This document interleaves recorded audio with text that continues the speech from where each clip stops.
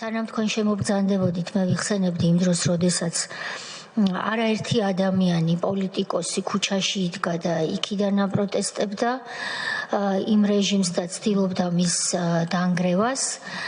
ამ ეგრეთ წოდებულ ქუჩის ოპოზიციას, როგორც მაშინ დაგვარქვეს 2010 წლის მაისიდან შეუერთდი მეც და თქვენ ამ დროს ბრძანდებოდით არაერთი წლის განმავლობაში პარლამენტში და პარლამენტის შიგნიდან ცდილობდით რეალური ოპოზიციის ღირსეული როლის შესრულებას და ჩვენ გვახსოვს ის ყველაზე ცნობილი, ერთ-ერთი ყველაზე ცნობილი კადრიც, როდესაც ანგარიშის წარსადგენად პარლამენტის პლენარულ სხდომაზე მობრძანებულმა მიხეილ სააკაშვილმა, როდესაც თქვენ მას დაუსვით რეალური კითხვები მისი ოჯახის, მისი დედის, მისი კორუფციის ფაქტებთან დაკავშირებით, ის დარბაზიდან გაიქცა.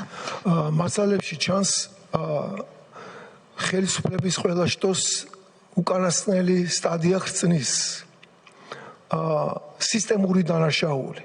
როცა დანაშაულში ჩართული არის ყველა და ყველაფერი, რაც კი სახელმწიფოსთან არის გაიგივებული. ანუ დანაშაულებრივი სისტემა, რომელიც შექმნა პრეზიდენტმა თავის გუნდთან ერთად. რაში ჩართულია სასამართლო სისტემა, შინაგან საქმეთა სამინისტრო, საჯარო რეესტრიც კი ჩართულია კორუფციაში და კორუფციის გადაფარვაში. დედა, მამა, სიდედრი, ცოლი